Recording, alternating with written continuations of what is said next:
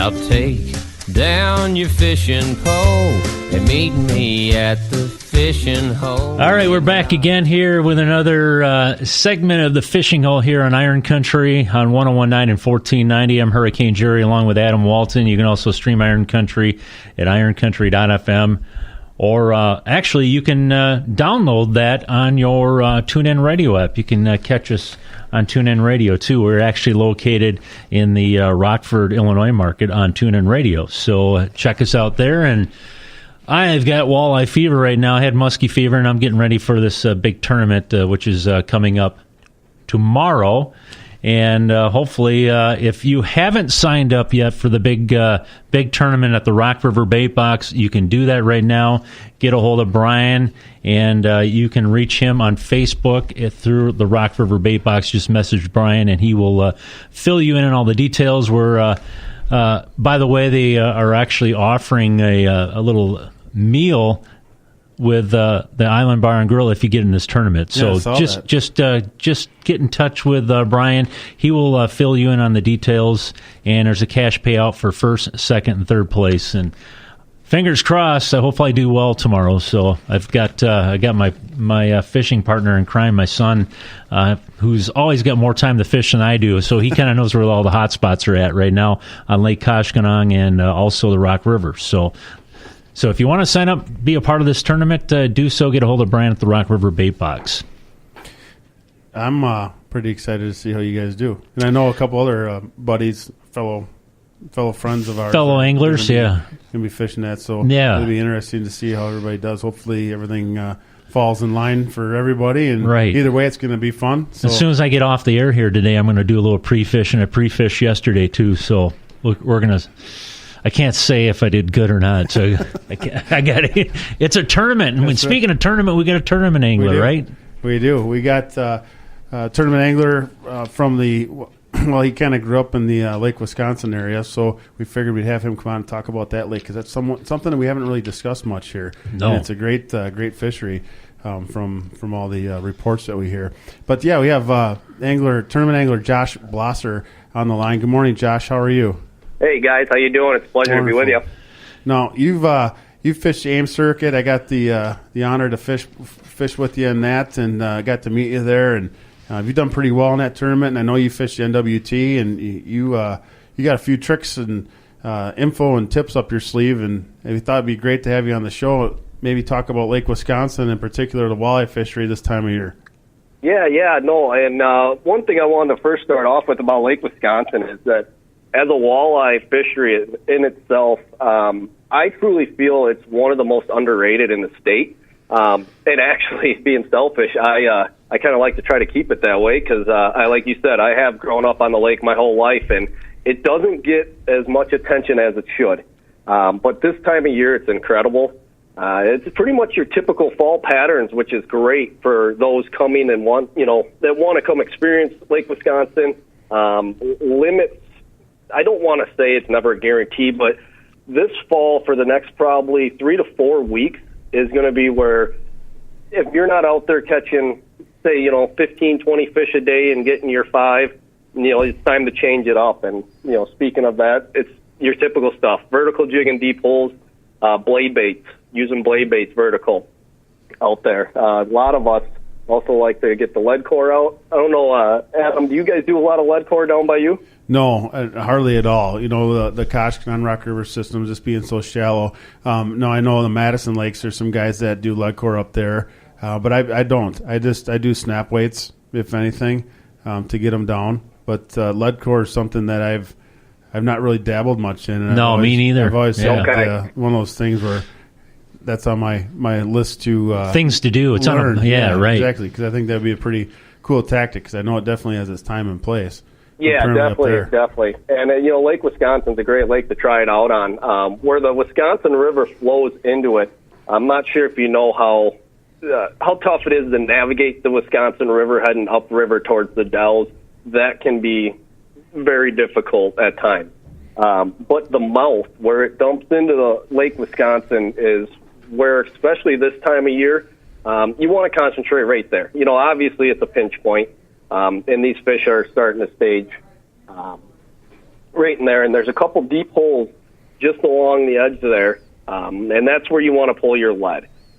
You got to find on the contour this time of year because they're sliding up and down from the shallow flat. So you kind of work it, and once you find that target zone, sometimes it's on the base, sometimes it's halfway up, but when you find that, there's usually a concentration of them there. And we usually do pretty well out there, pulling lead right now. Now, talking about the lake makeup itself, one of the things that I've always heard from the Lake Wisconsin nightmares are the stump fields, and you got to be careful. You're going to lose your lower unit, and I know that's kind of, it can be intimidating, especially if you never fished that lake before. But can you give some insight on that, and then maybe just a little bit too about the lake itself, like the depth and the size of it and general makeup of it? Yeah, definitely, and the stump field. Now, it's a stump field. It's exactly what it sounds like. So it is something that you need to be aware of. At the same time, I always say don't be intimidated by it because it's no reason to not come out there. But you just need to be aware of it. And if you don't know exactly where the stump field is, and I'm not talking individual stumps you can see because those obviously aren't the ones that get you. There's a certain area that if you're going to go through it, you should be off a plane and pretty much idling through it.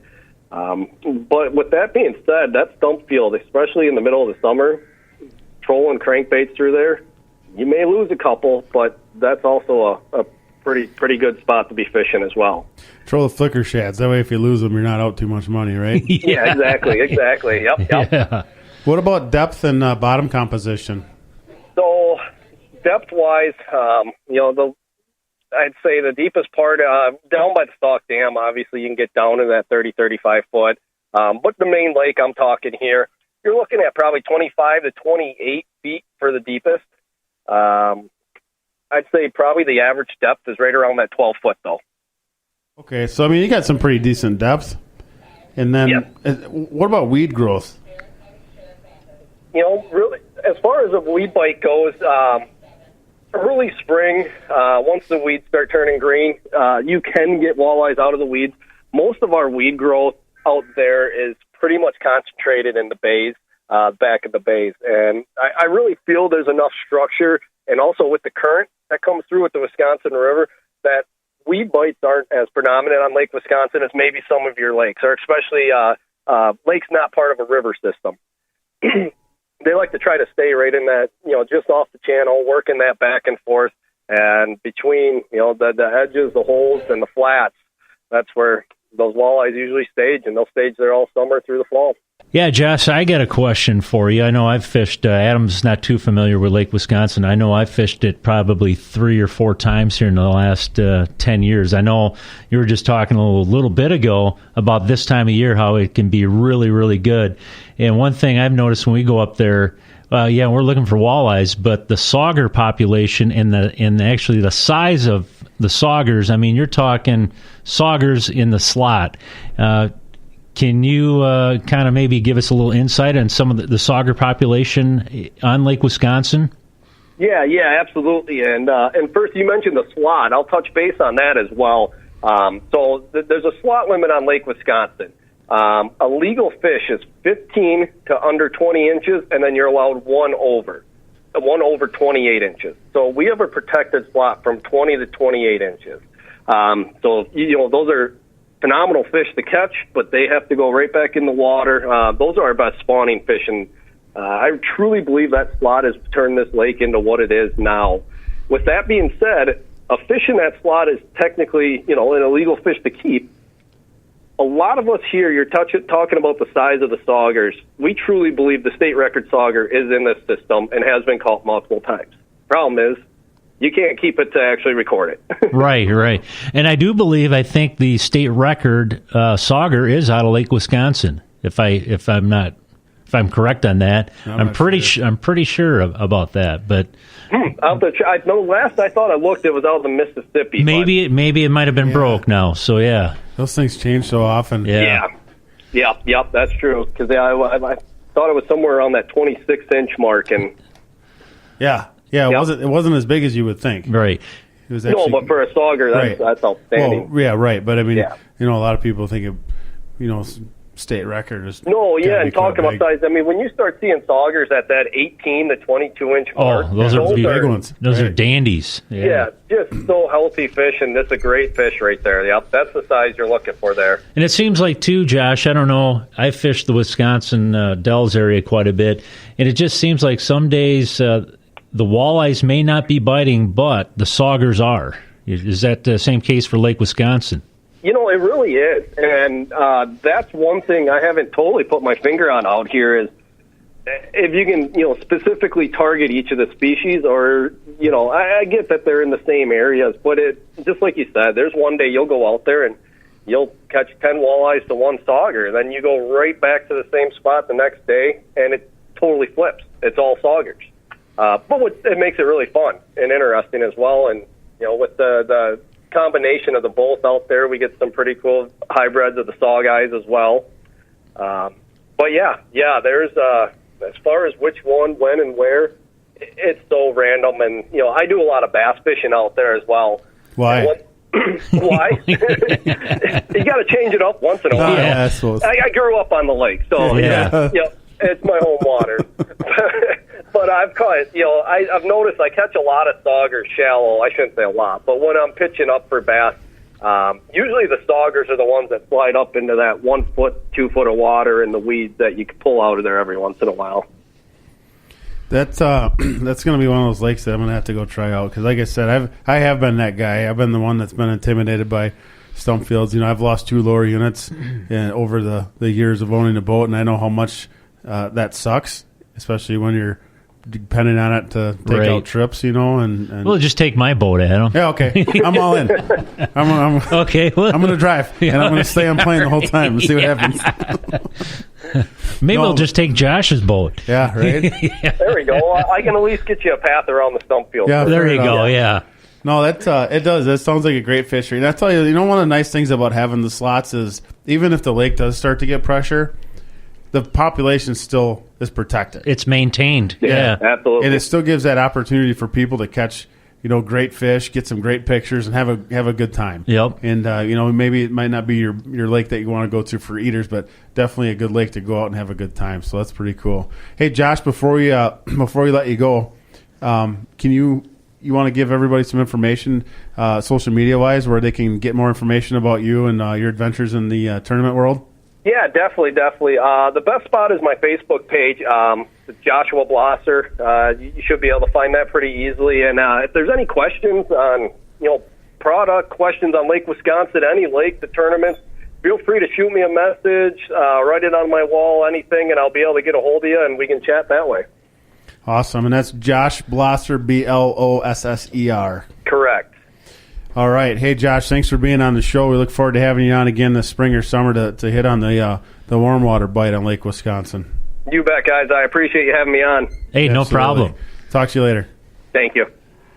Josh Blosser, walleye tournament angler. Josh has been a part of the AIM tournament, and also the NWT, and He's a good stick, Jerry. Yeah. He's a great guy too. He's fun, right. After the tournament's over and we're just all hanging out. He's just a cool cat. You can almost tell just by talking to him right now. So yeah. Good and, stick and a nice guy. And if you've never fished Lake Wisconsin, definitely get up there. I know I fished in the fall, and hopefully after this tournament next week here at the Rock River Bait Box, or actually tomorrow, I should say. I hope to get up there because I like to get up there in the fall at least once or twice because the fishing up there is incredible. And like you just said, Adam, with that slot, even though there'll be a lot of fish we'll catch in the slot we can't take home for a meal, but hey, it's not about that. It's about the experience, and it's about catching big fish, and that slot up there definitely has helped that system out pretty good. Well, that's going to wrap up our show this week here on Iron Country. Today's show is brought to you by Harbor Recreation, Southern Wisconsin's boating headquarters on Lake Koshkonong. Check them out at harborrec.com, and make sure you sign up for that big tournament. You can actually show up tomorrow and get in the tournament. Otherwise, get a hold of Brian at the Rock River Bait Box for the big fall brawl, as there's cash payouts for first, second, and third place. So hopefully we will see you up on Lake Koshkonong and the Rock River tomorrow, and it should be a lot of fun. So that will wrap up our show this week. Coming up next, news, sports, and weather next on Iron Country.